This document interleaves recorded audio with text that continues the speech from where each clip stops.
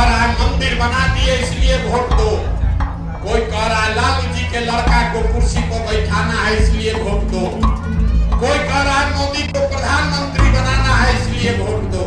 एक बार वोट अपने बच्चों के लिए दीजिए, अपने बच्चों के लिए दीजिए, नेताओं के लिए नहीं।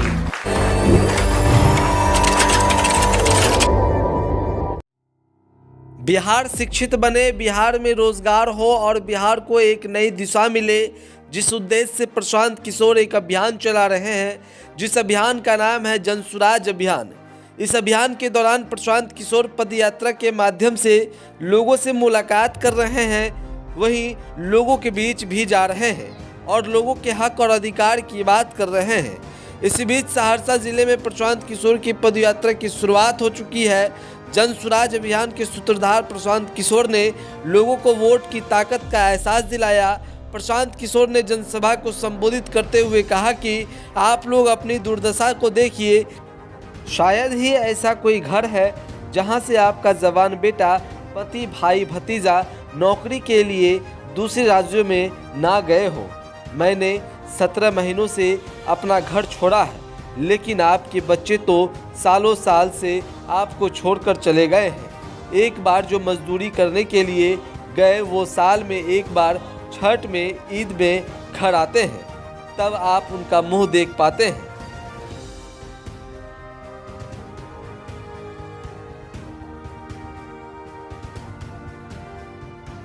आपका दुर्दशा देखिए, यहाँ जितने लोग आप आए हैं, शायद ही कोई ऐसा घर है जहां से आपके घर का जवान लड़का, आपका पति, आपका बेटा, भाई, भतीजा आपको छोड़कर मजदूरी करने बाहर नहीं गया।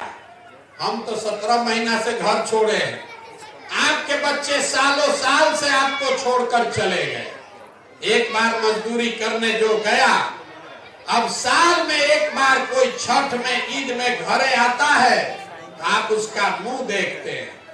साल भर आदमी वहां गुलामी कर रहा है, हार गला रहा है, लात जूता खाता है, गाली सुनता है, 10 घंटा मेहनत करता है, पेट काटता है कि घरे 6,000 8,000 भेजेंगे तो हमारा बाल बच्चा खाएगा।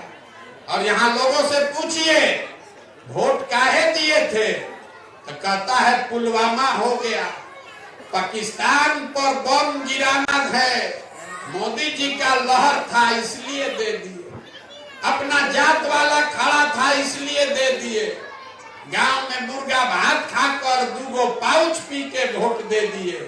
तो आपका सवाल नहीं भोगेगा तो कौन भोगेगा? आप हमको देखने आए हैं, दूसरे के बच्चे को देखने आए हैं। अरे हम यहाँ बीमार पड़ेंगे, यहाँ से हवाई जहाज से घरे जाएंगे, आपका बच्चा बीमार पड़ जाए, आप छटपटा के रह जाइएगा, आप उसको देख नहीं सकते।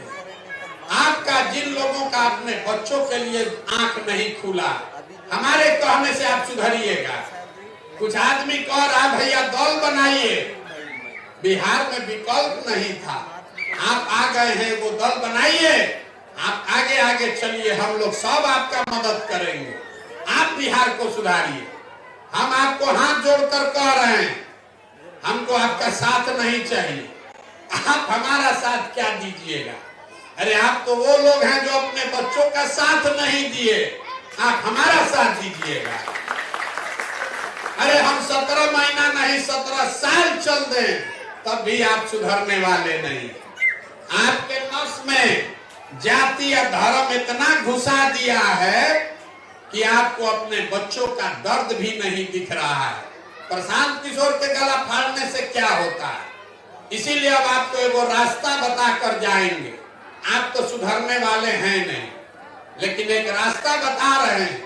वोट जिसको मन है उसे दीजिए, जात पर देना है जात पर दीजिए, जिसको देना है दीजिए, लेकिन एक रास्ता बता रहे हैं वैसे दीजिएगा तो आपके बच्चों का जीवन सुधर जाएगा। अगली बार जब वोट दीजिए, वोट देते समय स्वार्थी बनिए, अपना स्वार्थ देखिए, अपने बच्चों का स्वार्थ देखिए।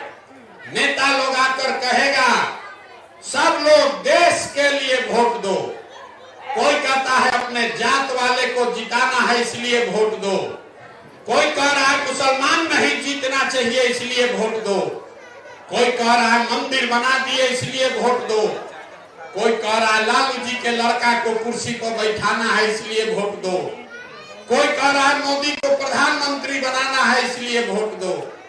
प्रशांत किशोर आपको एक बात सिखा रहा, एक बात याद रखिए, वोट जिसको भी देना है दो, लेकिन एक बार जीवन में संकल्प लीजिए, एक बार वोट अपने बच्चों के लिए दीजिए, अपने बच्चों के लिए दीजिए, नेताओं के लिए नहीं, जात के लिए नहीं, देश के लिए नहीं, विचारधारा के लिए नहीं, वोट अपने बच्चों के लिए दीजिए।